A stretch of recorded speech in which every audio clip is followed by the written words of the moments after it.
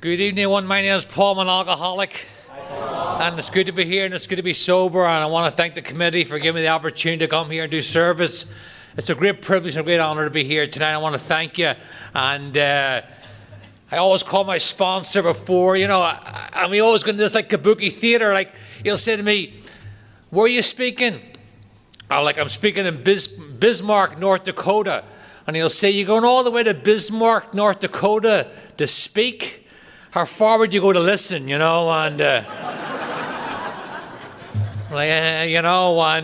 yes, I'm so desperate to speak, Judith, that I will go to Bismarck in 5-degree weather, and they're like, we'll only fly as far as Minneapolis. Don't worry, I'll hitchhike the rest of the way, make sure I'm here.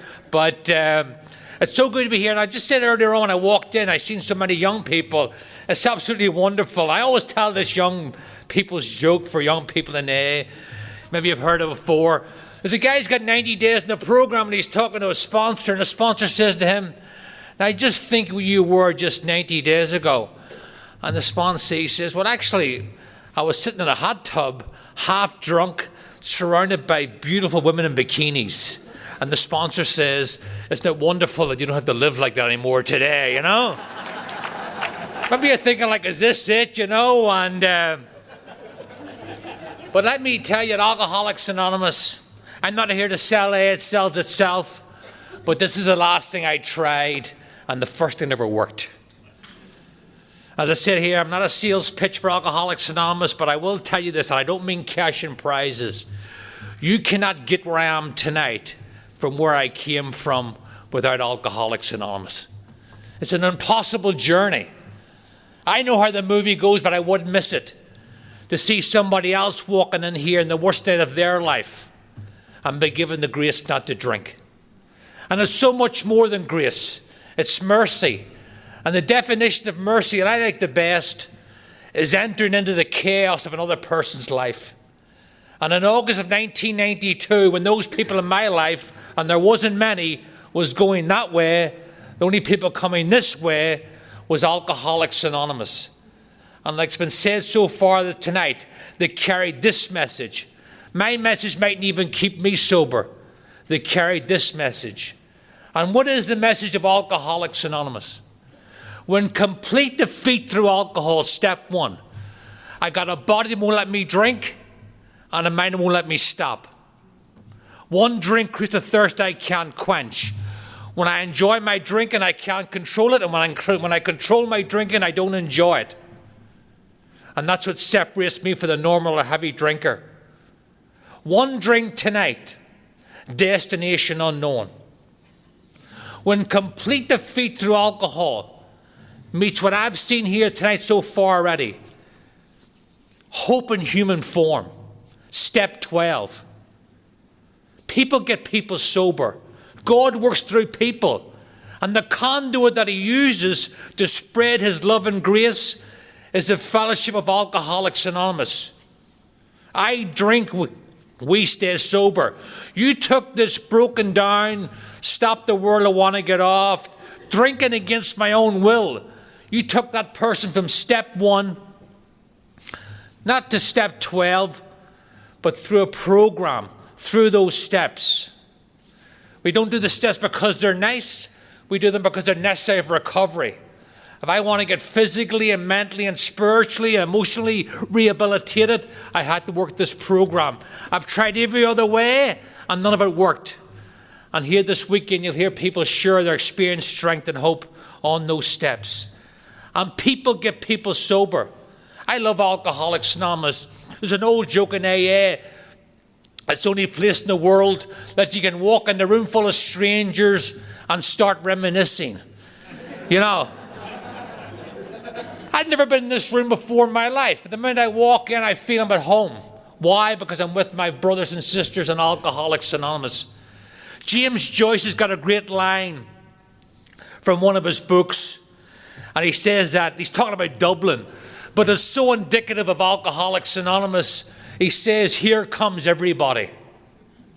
Look around, we're all here. Gender, colour, creed, It matters not. When you see an alcoholic, I know enough about you. I don't need to know anymore. I know you've experienced terror, frustration, bewilderment, and despair. I know you put a drink to your lips as the tears roll down your face, and you drank it anyway. And in my case, for goodness sake, as I said, at the end of my drinking, I was drinking against my own will. I know that because you tell me you're an alcoholic, and I know that because I'm an alcoholic. We're standing here in January, and Bill Wilson, like was said earlier on, and I've stood outside that hospital that Billy was talking about. It's not a hospital today up in Central Park West. And Bill Wilson up in that room, and it says in his story, something happened in that room. I don't know exactly what happened, but something happened. It was a change that changed everything. And he had this divine thought. He thought to himself, surely there must be other people out there like me. I wonder if my experience could help them. And he left that hospital, and he started working with other alcoholics. And we can trace this moment in time back to that moment in time. One alcoholic helping another. And he had this vision of a chain of drunks, not just around New York, but the whole world. A paradigm shift. And that's what weekends like this in my program, my sponsor asked me, how strong is my link in the chain? Is it strong to the people that are ahead of me? And more importantly, is it strong to the people coming behind me? If someone comes to me tonight and says, Paul, can I comprehend the word serenity? Can I know peace? Can you take me to that place? Absolutely. And we take this journey together. You know, and as I said there, I'm not here to sell Alcoholics Anonymous. It sells itself. And maybe there's non-alcoholics here tonight, and I want to welcome them to AA. Maybe you get a kick out of this. There's another joke I like to tell. There's a guy who's 25 years sober, and he's out on a blind date with a normal drinker. And she's having a glass of wine, and he's having a glass of water. And she says, I notice you don't drink. He says, no, I don't drink. She says, you don't drink at all? He says, not even one drop. She says, what would happen if you took a drink of my wine? He said, just imagine you wake up, you don't know what day it is, you don't know what time it is, you got one shoe on, your phone's gone, your car's gone, your money's gone. She says, that would happen to you if you took one drink? He says, no, it happened to you if I took one drink, you know?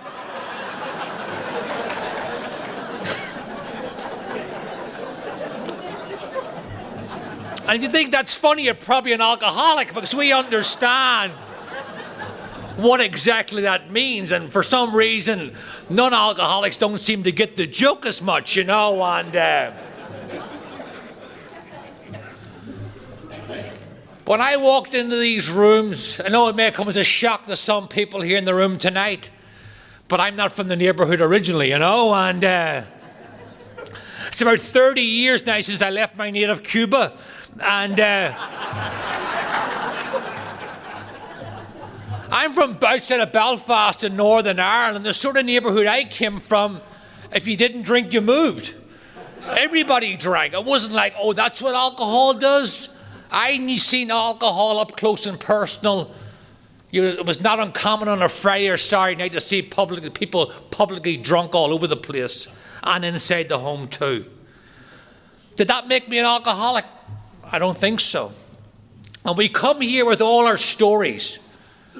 Ernest Hemingway, the writer, says that all writers tell the same story. And I think all alcoholics tell the same story, no matter where we come from. I love in Alcoholics Anonymous when somebody's telling their story and it goes down and it goes down, and we've heard it here twice tonight.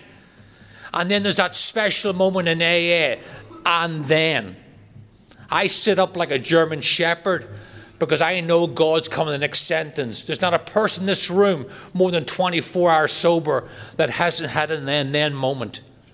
And we do together what I can't do alone. And having weekends like this, we come and we talk about our common problem and our common solution. And we keep these doors open for the still sick and suffering alcoholic. I feel so blessed to be born in a time and a place that is Alcoholics Anonymous. Before you came to AA, there was 3. There's not a glossary of choices for alcoholics like us. It's not like a brochure you look at and pick out one. There's 3 of them. You go to a jail, you go to an institution, or you go to a graveyard. And the sad thing about this disease, by the time you're actually graveyard dead, you've been dead mentally, spiritually, and emotionally for years. And anybody who mattered in your life is long gone. Because that's what we do to people. We squeeze and squeeze till they're like, go in, drink, or go in, don't drink. But you got to leave our lives. So we come here on weekends like this and meetings like this, and we help each other, because right now there's somebody, I've never been in Bismarck, North Dakota in my life before. I guarantee if I leave this podium, I wouldn't have to go too far and knock on too many doors, and I'll find somebody drinking themselves to death tonight, oblivious to what's going on in here. And like a weekend like this here, what is our job? Is to keep that door open for the still sick and suffering alcoholic, whether it be inside or outside of this room. Like that, I'm dating myself here, but I don't want to be like that iconic Don McLean song, I don't want to be here the day the music died. Oh, the music used to play, but it doesn't play anymore. But I think weekends like this and going back and telling people at our home group what we've seen this weekend and carrying this message back to our friends and our sponsees and our home group will keep Alcoholics Anonymous alive and well. Because this is, as I said, this is the last thing I tried and the first thing I worked. I used to get a lot of mental gymnastics when I first came to AA. Why did I become an alcoholic? Where did I become an alcoholic? When did I become an alcoholic? You know the old alcoholic conundrum, what came first, the chicken or the keg, you know, and there's a lot of guys that got drunk trying to figure that one out. I have no idea why I became an alcoholic.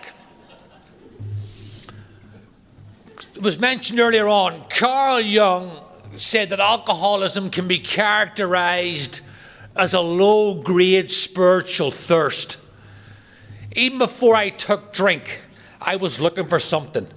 I had that hole in the soul, and I tried to fill it with booze and people and things. And I had some victories along the way, but they're all symbolic. Alcohol, I took that. There's been 2 turning points in my life that are so clear, like the line on a road. The first one was drinking booze, and the second one was walking in the meeting of AA. And I realized both times I was looking for the same thing. I was looking to fill that hole. And I took that alcohol, and as I said there, most people, I was in the bar business for years. I bartended the last 5 years drinking, and I bartended the first 12 years in AA. Most people drink because what alcohol does to them. Our book talks about it. A sense of conviviality, a social lubricant, fired imagination. I don't drink because what alcohol does to me. I drink because what alcohol does for me. Alcohol does something for me that it doesn't do for the normal or even the heavy drinker. It immediately changes how I feel about you, me, and this. And when alcohol does that for me, I'm coming back for more. I don't care what the consequences are. You hear it here all the time at podiums. First night drinking, threw up, did this. When are we going to do it again? I took that drinking. As I said, they're a young kid, 14 or 15 years of age. The stone came out of the shoe, the knot came out of the stomach, it filled all the holes. I could be everything I thought you wanted me to be. And for a chronic people pleaser with low self-esteem, it was a magic elixir. But looking back on it, it was a Faustian bargain. I made a deal with the devil. Booze will give you a lift. In The Merchant of Venice, Shylock wants just £1 of flesh, not this disease. It'll take your job, your car, your wife, the shirt off your back. But what it really wants is me 6 feet under. There's a lot of terminal diseases out there. I'm not familiar with those, but I'm familiar with this one. Alcoholism will kill me stone dead with or without booze in my body. I don't need booze in my body to destroy my life. I almost done it in AA because I wouldn't accept these spiritual principles. So I took that first drink, and I've heard different stories from these podiums. People who have been successful in their lives and then alcohol caught up with them. People have had a modicum of success. That's not my story. I started drinking at 15. I come out of the starting blocks. Within 3 months of starting to drink, I'm getting my stomach pumped out on a school night. My parents don't know what to do with me. I'm living in Northern Ireland, it's the height of the Troubles, and things got worse, and they get worse, and they get worse. And when I took that first drink, I loved our Christmas was just there recently, and I always loved that movie. I often mention it from the podium, A Christmas Carol. Especially the version with Alistair Sim. I love that movie. Watched it on Christmas night this year again. And they've got the three ghosts. The ghost of the past, and the present, and the future. When I took that first drink, just almost 15 years of age, if the ghost of my alcoholic future had tapped me on the shoulder that night and said, I want to show you something. Look in that window. You see that guy drinking round the clock against his own will? You see that guy that's pushed away everybody who mattered in his life? You see that guy who has quicksand stretched all around him in all directions? That's you in 15 years. I'd have said, you're out of your mind. You must be thinking of somebody else. But that's exactly what happened. I'm not a violent man. If another man did to me what drink did to me, I'm not a violent man. I only ever had one bar fight, and that was a draw. Although most people watching said that she won, you know, and...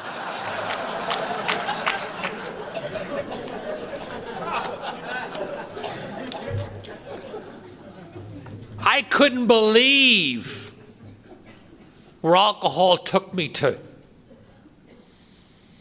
Couldn't believe. Thinking about it even now. But that's exactly what happened.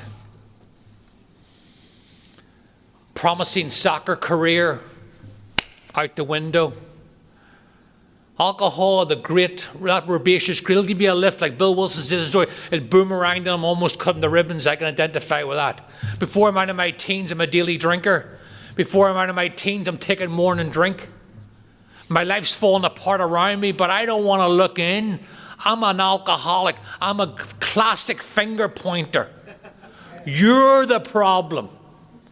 Working class Catholic from Northern Ireland at the height of the Troubles. Big chip on my shoulder. In fact, when I got to AA, a guy says to me, you know something? You're a well-balanced guy. And I thought to myself, finally, somebody knows what's going on around here. He says, yes, you got a chip on both shoulders, you know. Hated everything, hated everybody, could always find the needle in the haystack. I don't want to look in. I'm always pointing the finger. That was the story of my life for many years. Always looking for, that's why I took drink. Always looking for an outside fix for what's really an inside job. The steps do slowly what booze did quickly. Changes how I feel about you, me, and this. But you couldn't have told me that. I hitched my wagon to a star called alcohol, and I rode it to the precipice. Before I'm out of my teens, I'm a daily drinker. I said, before I'm out of teens, take a morning drink. My life's falling apart around me. I'm blaming my circumstances, my life. So what do? It's no coincidence I'm standing in America with an Irish accent. I was a runner, a long-distance runner, somewhere, someday out there, get the right job, the right relationship, the right country, the right continent. If I get things lined up out here, they'll fall into place in here. You get to AA, the first 90 days, you find out it's an inside job. It was only when I worked on the inside that these things started to fall into place from the outside. Story of my life, always had the cart before the horse. So I come home to my father, I'm typical grandstander.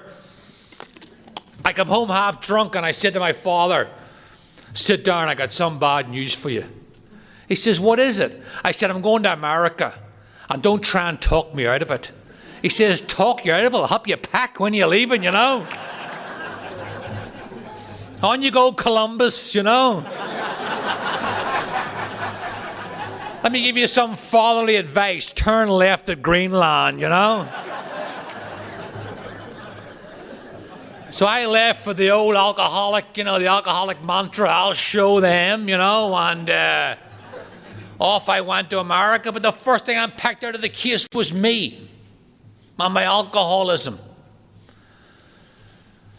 Here's a guy who's going to make it big in New York, end up working in this crazy, I know you've never drank in a crazy, but I worked in a crazy bar. I worked in a sort of a bar, perhaps you can identify. It was sort of a bar you got thrown into rather than out of, This bar had it all: alcoholics, drug addicts, degenerate gamblers. And that was just the staff. That was even the customers, I'll give you a mental picture of this bar and then I'll move on. Perhaps you know these type of bars. If you want to see a full set of teeth in this bar, you needed 32 customers. You know what I'm saying? That's sort of a high-end place we're talking about, And forget about ladies' night, Most of the women that come in there look like they did their makeup on a trampoline, It's like, back over here,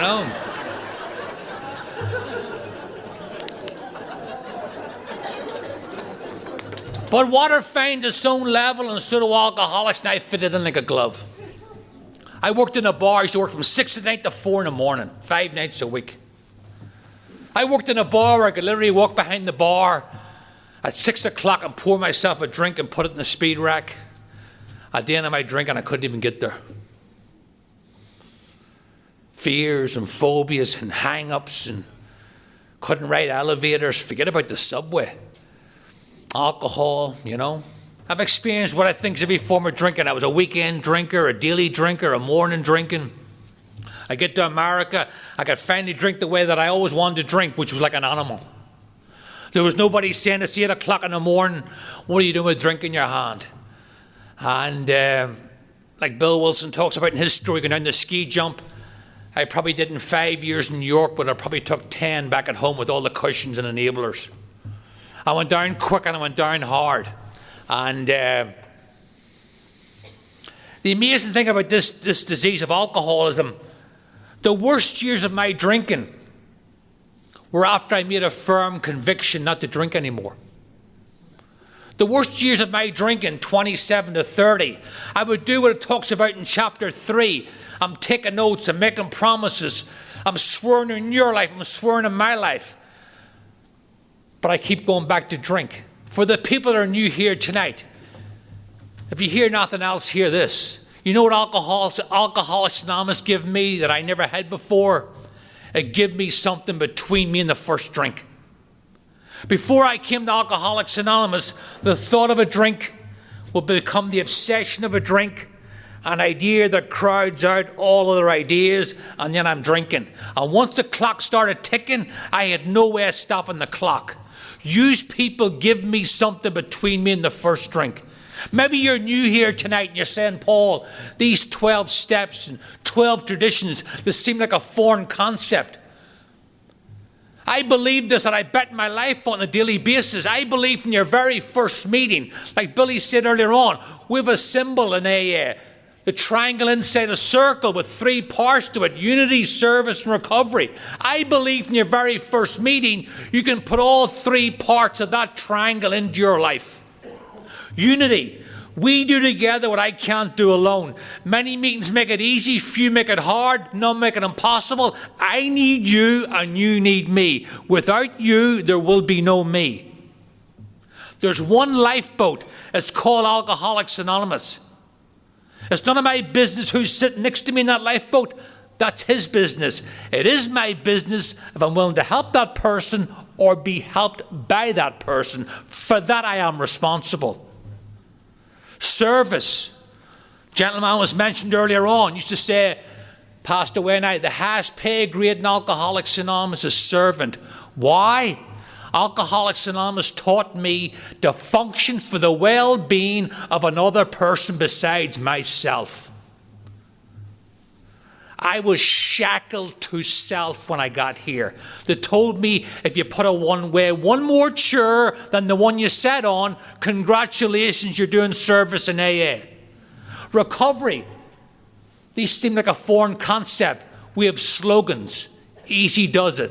Live and let live. One day at a time. They were like the banisters to the steps. Now I'm here to tell you from personal experience. You can stay dry on two parts of the triangle. I've done it. You can even stay dry on one part of the triangle. I've done that too. But if I want to get free from the one person I could never get free from, which is me, and live in the one place I could never live, which is right here, right now, I got to put all three parts into my life, and I got to do it every day. The only way that I coast in AA is downhill. But believe me, like was previously said, it's a small price to pay for the life that I've been given. I'm so glad at my first meeting, there wasn't a guy standing with a clipboard saying, check the box for what you want. I would have checked the box for not drinking. I would have been delighted. Did AA give me that? Absolutely. The first half of the first step give me that. But the other 11 and a half steps give me so much more. It gave me something I couldn't do, and that's live out there in God's world, one day at a time, under His conditions rather than my demands. I couldn't do life on life's terms. That's why I'm here. And this program helps me to live. Practicing the principle of these programs, I can go out there and impersonate a normal person 24 hours at a time. And some days I actually get away with it. So I'm here to offer that to you. We don't do the steps because they're nice. We do them because they're necessary for recovery. People say, oh, you're just an arm's length away from a drink. I suppose that's true. Because of this program and your help, I'm 12 steps away from a drink. And that's a quantum leap from when I first walked in here. But don't get me wrong. I don't think they're 12 steps up to anything.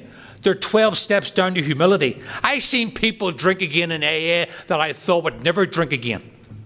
And that tells me it's a daily reprieve, not a pardon.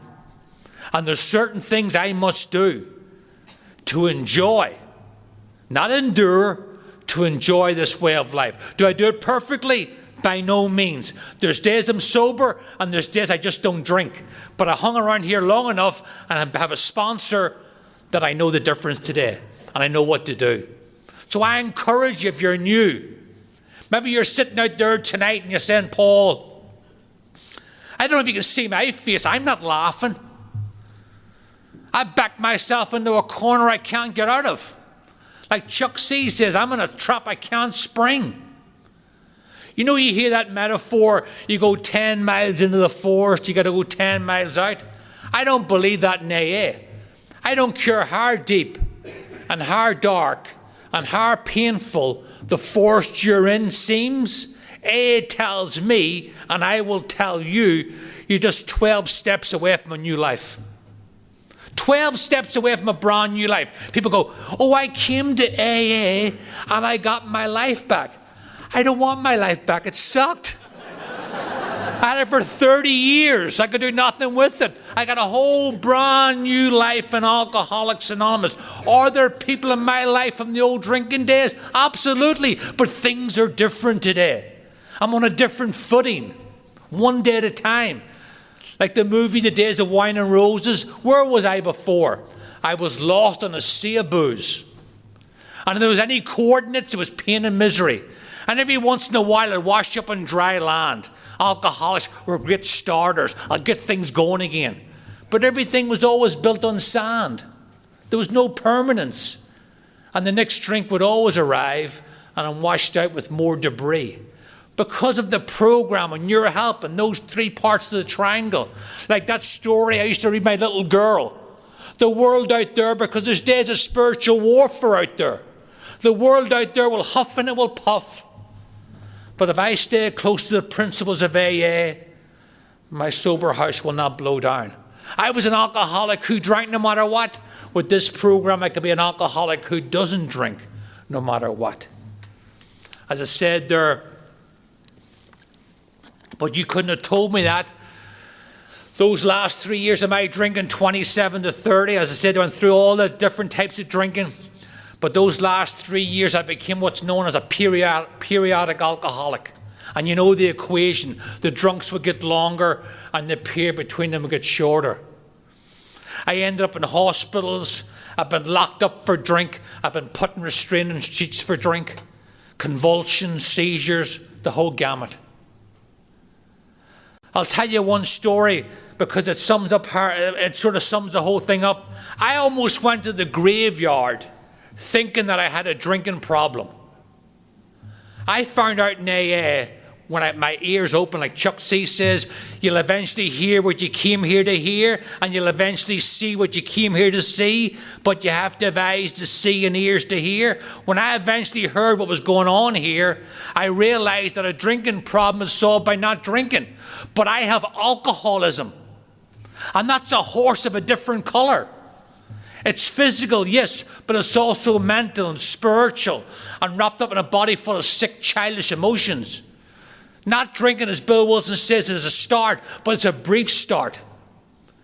I almost went to the graveyard not knowing that. And I'll give you one example, one vignette that sums that up. I'm on a bad drunk. At this stage of my drinking, I would drink round the clock. If I was awake, I was drinking. I'd lock myself in the apartment. To use a line from The Godfather, I'd go to the mattresses. I'd just lock myself up, drink, till either detox myself or get put in a hospital. I ran out of drink. But as a bartender in a small town, Rockaway Beach, New York, I always knew where to get drink. It was the middle of the night. I'd get myself together. I'd go down to the place. The guy's cleaning the bar up in the middle of the night. The bar closes at 4 o'clock. I knock the side door. He lets me in, gives me a couple of drinks. And I collapsed in an alcoholic seizure on the floor. I woke up in the local hospital, which I'd been in before, in a restraining sheet, which I'd been in before, handcuffed to the bed, which had happened to me before. And they give me some Librium or whatever to get me off the ceiling. And that stage was a woman standing who was close to me at that time in my life. And I wasn't trying to be cinematic. But I eventually took her hand. And I wasn't trying to be cinematic, but I said to her, I can't drink. It's obvious I can't drink. And I will never, ever drink again. If you got a contract, I would have signed it with my own blood. There's a dear friend of ours says, Paul, if they'd have put you in a lie detector machine, you'd have passed with flying colours. Because I meant that. Not at an intellectual, at a visceral level. I'm done. It's over. But I left that hospital. I didn't know what the problem was, step 1. I didn't know what the solution was, step 12, a spiritual awakening, and I didn't have the process to go from one to the other. One more time, it was me against the first drink. And I'm here to tell you, from personal experience, up in this moment in time tonight, I have never beaten an obsession to drink. I've got in the ring many times, but I've never won. A child could say, don't get in the ring. But don't get in the ring means don't take the first drink, and I don't know how not to take the first drink. So what do? Perhaps you can identify. I get back in the ring, and I tell myself the epitaph of the alcoholic. It'll be different this time. It was her, it was him, it was this, it was that. And I take the first drink, and I'm off in the well-known spree that the doctor's opinion talks about. And this didn't happen once or twice. This happened over and over. Now, why I realised that I have alcoholism? Because I left that hospital. I didn't have unity, service, and recovery. I didn't know the problem or the solution or how to go between them. I didn't have you and I didn't have him. It was just me against the first drink. Here's what happens to me when I go toe-to-toe with this disease. Perhaps you can identify. A week goes by, and I got a week. I get this stone in my shoe. I don't know where it came from, but it's there all the time. 2 weeks go by, now I've got a knot in my stomach. I don't know where it came from, but it's there all. 3 weeks, the top button of my shirt feels tight all the time. I'm talking through gritted teeth. You could fry eggs in the back of my neck. 4 weeks go by, and I got 4 weeks. It feels, not saying it is, but it feels like everybody out there is on my case. And I drink again. Now I submit to you, you put me in any machine in the world after 30 days, and you will not find a trace of alcohol in my body. I submit to you, that's not a drinking problem, that's a living sober problem.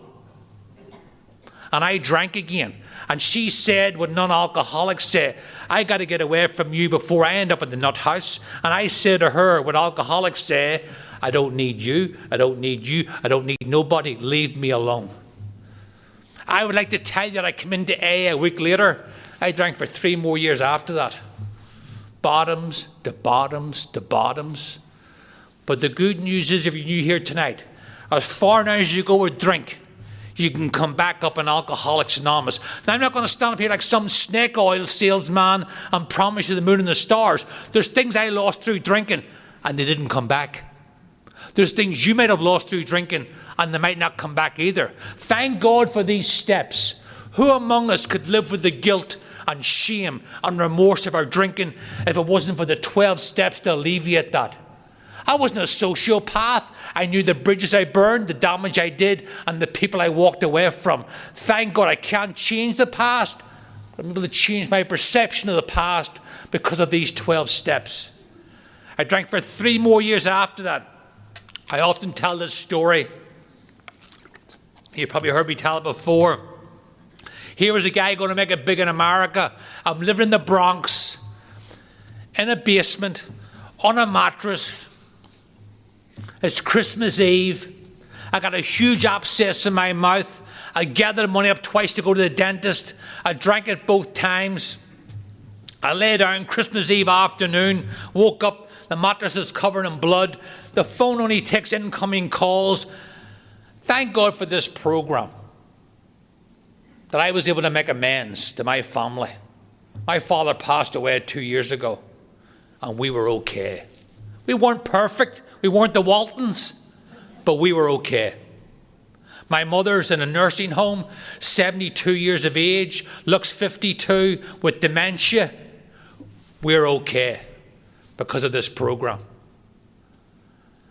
She used to go around, you talk about this program, she would go around the neighborhood and ask other people who had relatives in New York, would you ask your son if he has seen my son?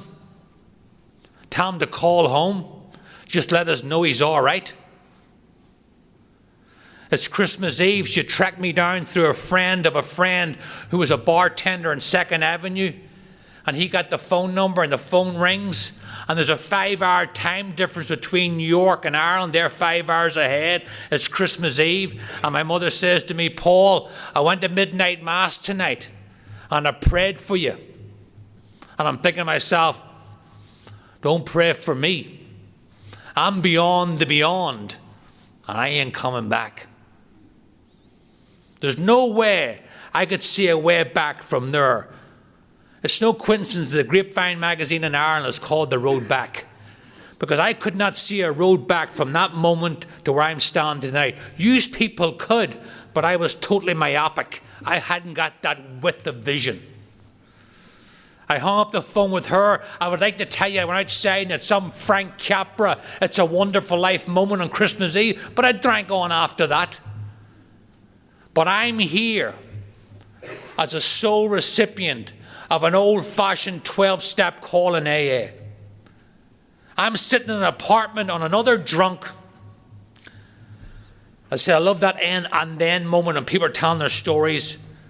I'm on this bad drunk again, another one. And a note came under the door. And it said on the note what I've been hearing since I was 16. Paul, you're a nice guy, but you drink too much. It had a man's telephone number on it. It was a hot August morning. I'm sitting there drinking around the clock against my own will. I picked up the phone. I called a complete stranger. He had been praying that I might call. I said, I can't stop drinking. I can't stop drinking. He says, you can't stop drinking because you're an alcoholic. We're going to come to your apartment. And him and another man came to my apartment. I wasn't in the bed, but it was just like that man in the bed. And they talked about them, but I found out about me. They were from the old South Bronx group in New York, and they had a mantra, we don't give up on anybody, and they didn't give up on me. I'd give up on me a long, long time before, but they didn't.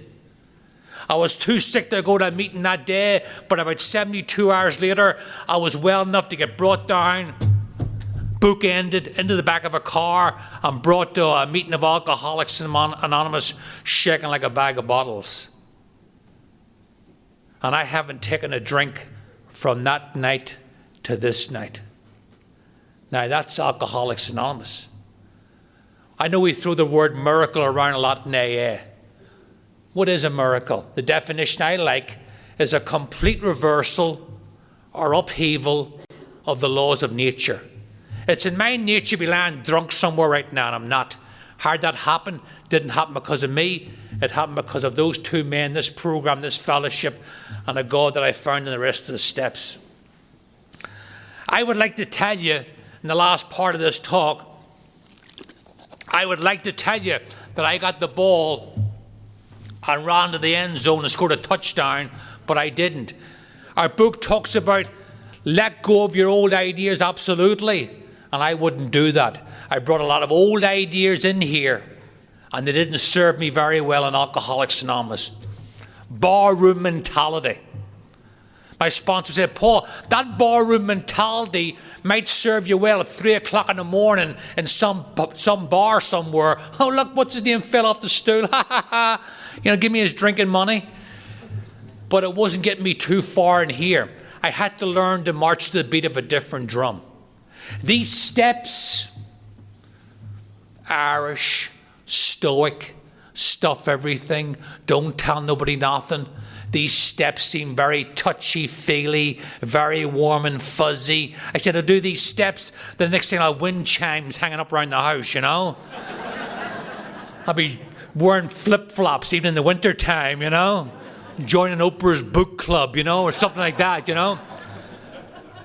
One of the last, in that chapter, The Spiritual Experience, Mr. Spencer sums up a guy like me. Contempt prior to investigation. I come in here 2.5 years into AA. I was doing Unity. I was going to plenty of meetings. Service. I said, I'm making more coffee than Juan Valdez. You kidding me, service? But I wouldn't do door number 3. I wouldn't do recovery. Now, I'm here to tell you, you can fill them at the coffee pot at 7:30 at night. I've done it. How's it going, Paul? Oh, it's going great. When untreated alcoholism comes to visit me? 2 o'clock in the morning. Could'ves, should'ves, would'ves, guilt, shame, remorse, another sleepless night in quote-unquote sobriety. I came into Alcoholics Anonymous. I didn't owe very much money. 2.5 years into AA, I'm thousands upon thousands of dollars in debt. And I know why today. I was still trying to fill the hole in my soul with outside stuff. A bad jacket, feel good for a half an hour. But like a friend of ours says, always end up back at the same equation, me on me. And I can't get me off of me. Take a trip to the Caribbean, feel good for a few days. Back the guy in the glass, the man in the mirror. I don't like who I am. In fact, I despise who I am. And 24 hours a day, 7 days a week is a long time to be with somebody you don't like, and I don't like who I am. And a guy came up to me, I had a sponsor, but a name only. And a guy came to me in a meeting one night and says, Paul, can I talk to you? I said, sure. He says, you're dying. And you're dying in AA. You're like a starving man at a spiritual banquet. There's all this food on offer, and you're over here living on bread and water, keeping by your arm's length with your one-liners and your glib phrases. That's exactly what I was doing. So against my better judgment, I decided to actually use that sponsor. In fact, everything that's helped me in AA has been against my better judgment. I said, I'm going to use this sponsor.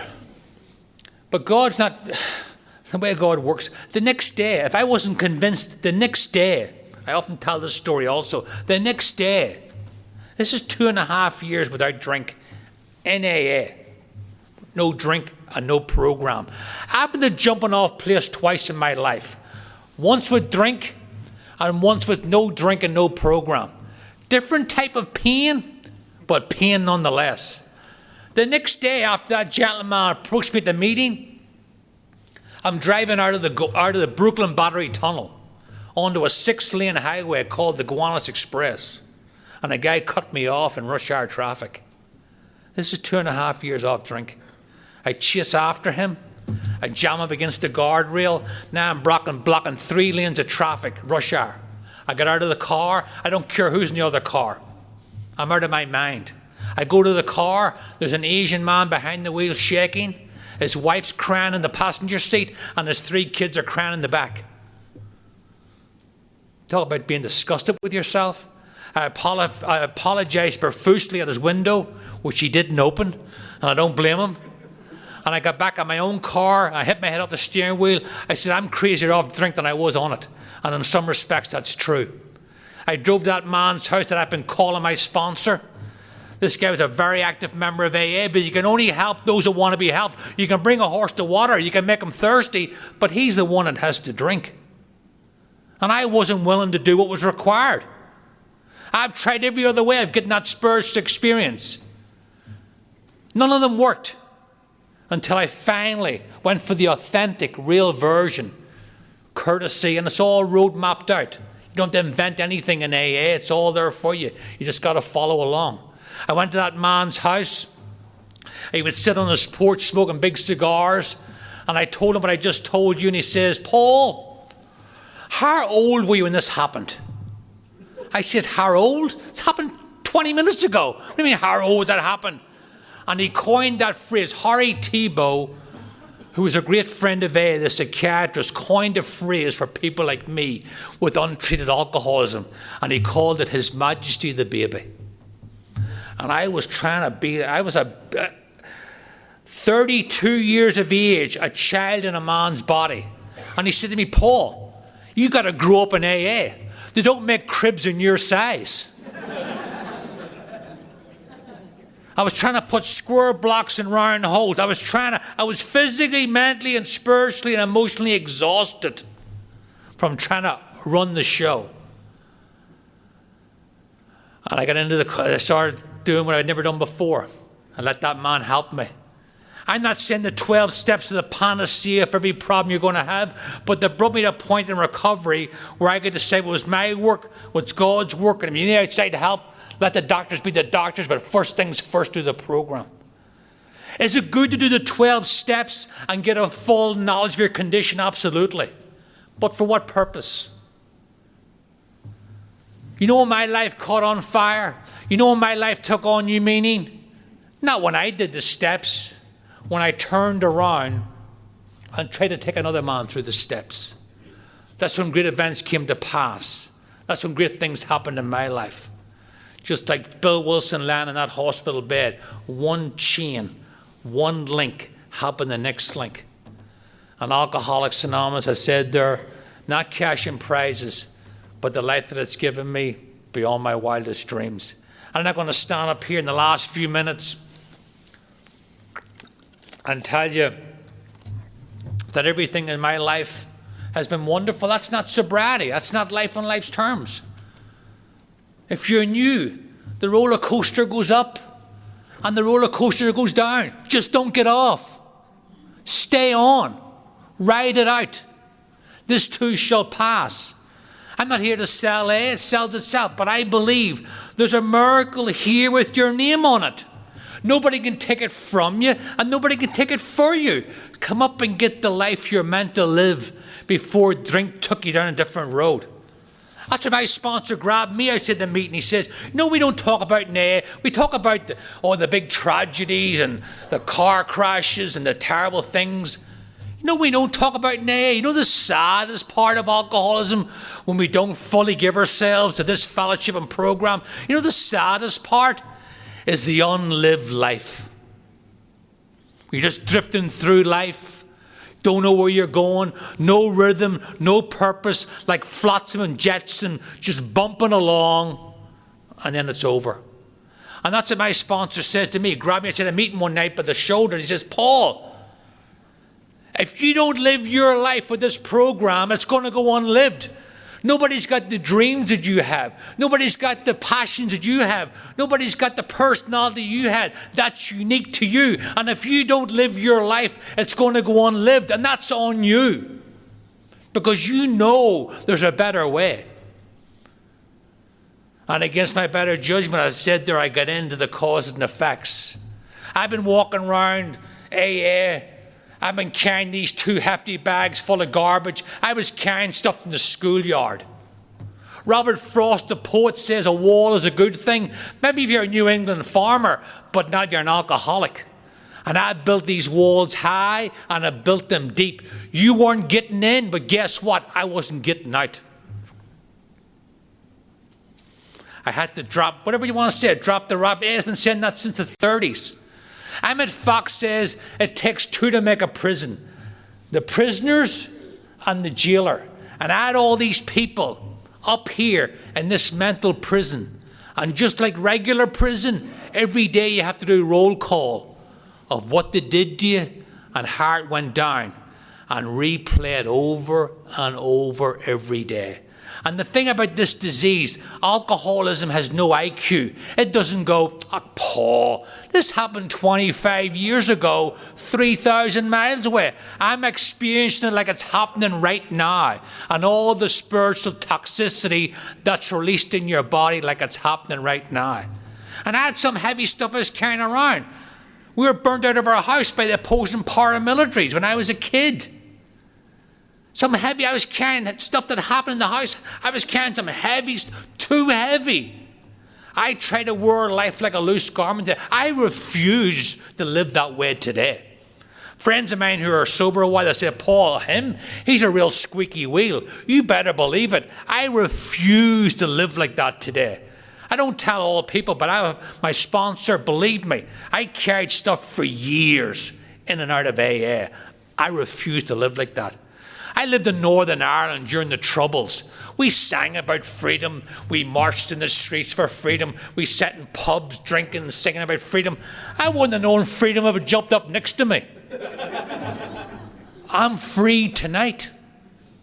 I'm as free as any time I've been in my life. It mightn't seem much to a non-alcoholic to get on a plane this morning at JFK, fly to Minneapolis, and then come to Bismarck. But that's a freedom I didn't have before I came to AA.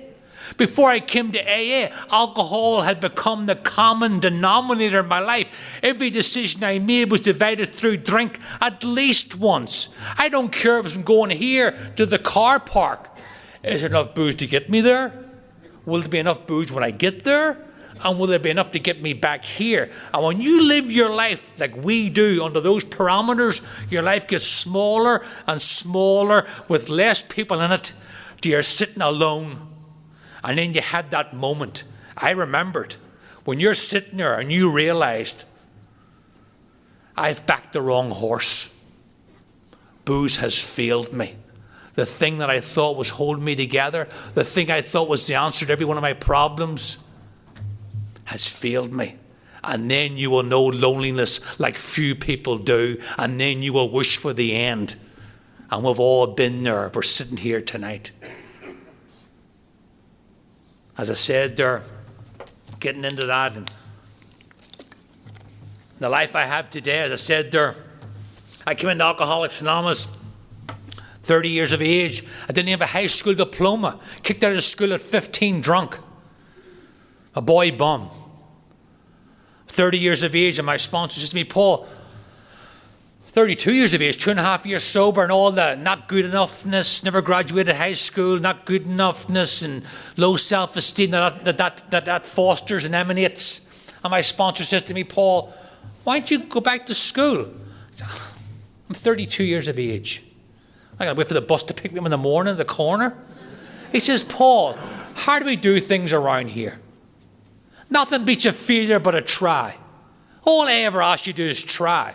Give it a shot. See what happens. That's the story of my life. I always want to start at the finish line. It's the story of my life, you know.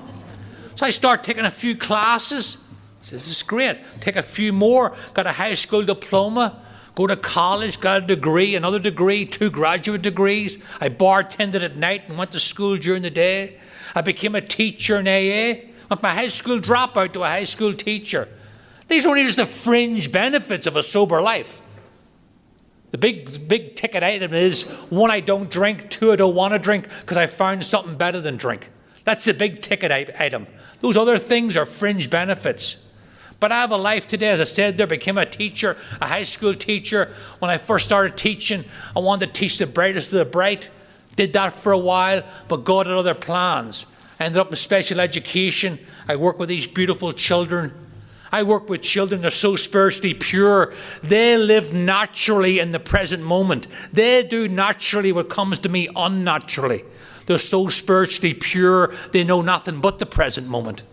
And they think I'm teaching them. Believe me, I learn far more from them than I will ever learn to them. As I said there, those are just the fringe benefits. And I said there, things go on in Alcoholics Anonymous. I was 20 years sober, went through a divorce. And Carl's sitting here, talked to him one time about 1 weekend we were away together. Resentment to here, habit up to here. My little 7-year-old daughter, putting her to bed, and she's saying to me in the first person, Daddy, I don't want to get divorced. How do you go through that? Thank God I found out in Alcoholics Anonymous. If you're going through something alone in AA, it's because you want to. There's not one thing in Alcoholics Anonymous that you have to go through alone. And I talked to people, my sponsor, other people, and they guided me through that. My sponsor would say to me, Paul, take the high road. I don't know. There's another guy involved with my wife. They're now married, and I'm happy for them.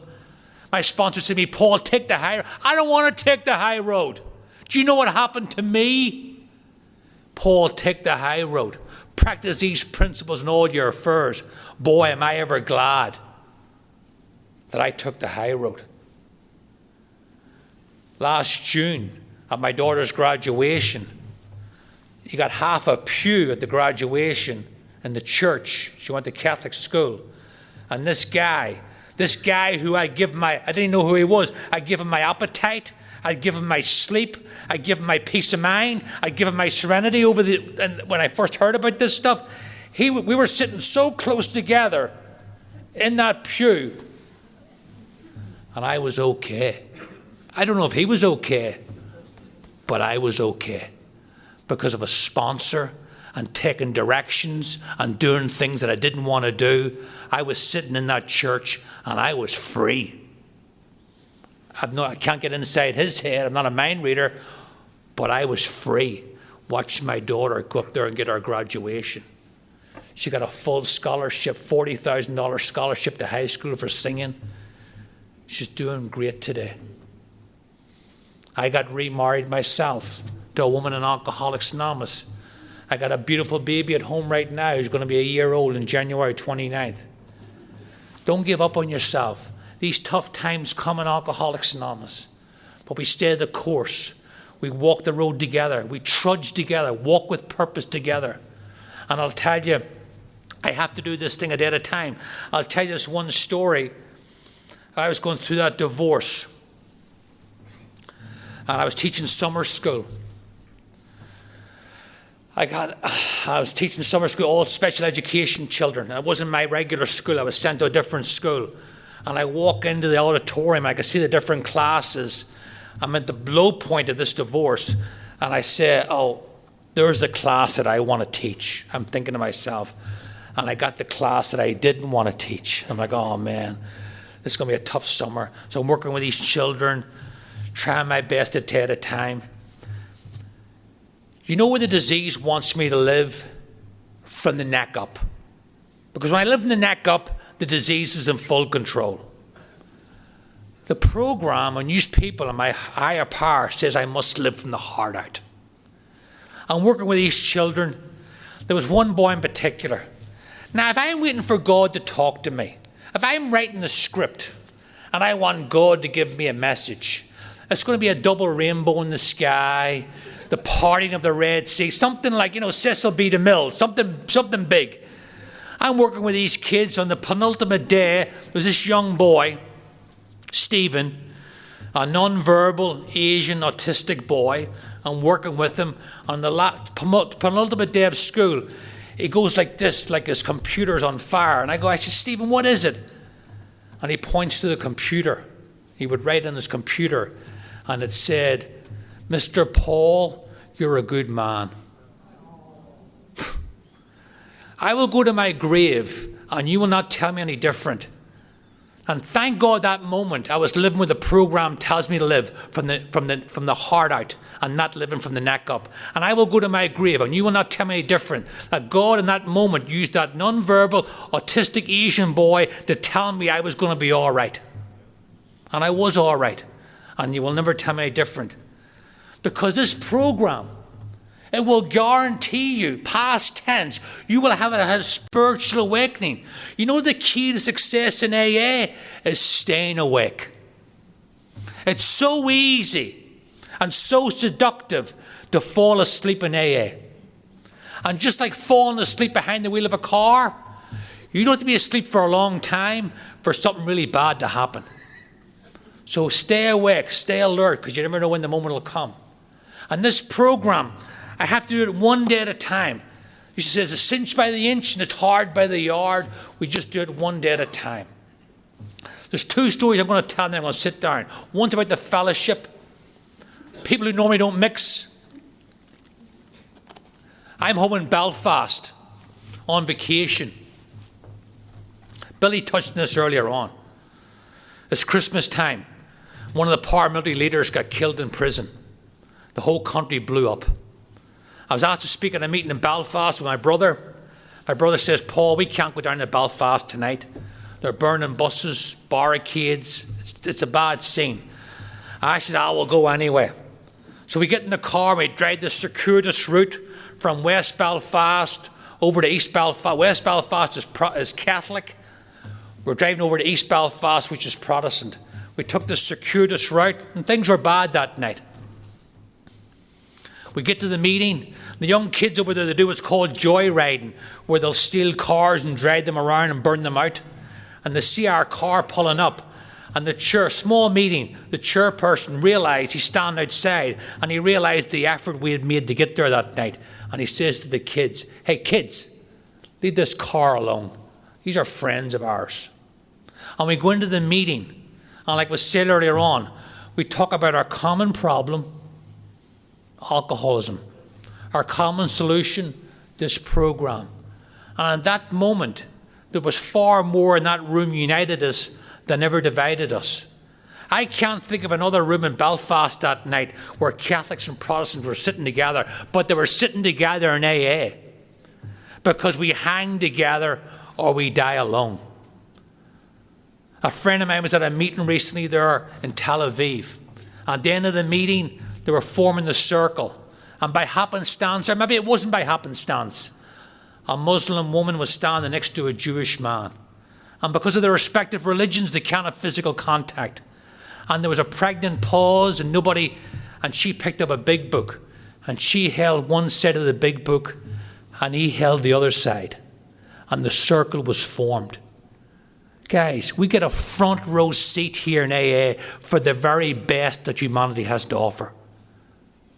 Please, if you're new or not so new, get the life you're meant to have before drink took you down another road. I got a life today, as I said, about my wildest dreams. And I got to do it one day at a time. And that's the way it's got to be done. At 15 years sober, I had a heart attack. I'm lying in that house. I'm dying. I know I'm dying. I'm in the place by myself. Long story. I crawled to typical alcoholic. I knew I'm having a heart attack. The phone's right here, but I wanted to see what I looked like. So I crawl on my hands and knees down to the bathroom, and I pulled myself. I'm like, Jesus, I look terrible, you know. I slid back down again. I crawled back to the phone, 911. They brought me to the local hospital. They're like, oh, middle of the night, he's having a heart. You got to take him to Long Island Jewish. They have a 24-hour team in standby. So they rushed me off to Long Island Jewish Hospital.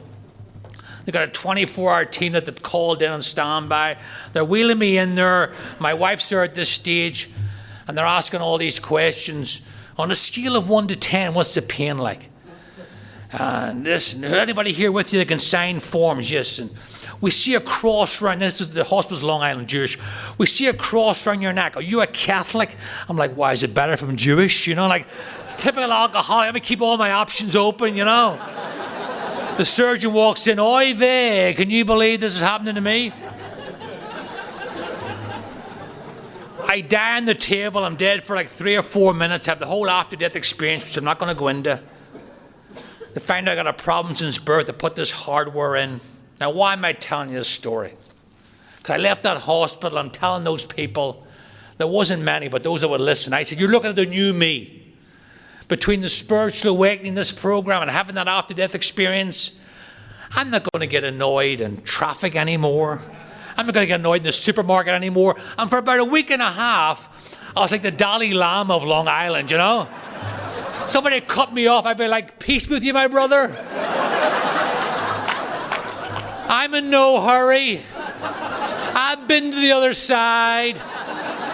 This is not all that important. Go ahead if you must. But then you miss a few meetings, you don't talk to your sponsor. And self returns. And maybe that's the way it should be. I didn't get drunk on yesterday's booze. I can't stay sober today in yesterday's spirituality. I got to get it every day. But once again, it's a small price to pay for the life I've been given. And I want to end on a few words that sums up how I feel about you and AA. And these words are from the country of my birth. May the road rise to meet you. May the wind be always at your back. May the sun shine warm upon your face and the rains fall soft upon your fields. And until we meet again, may God hold you in the palm of his hand. Thank you so much.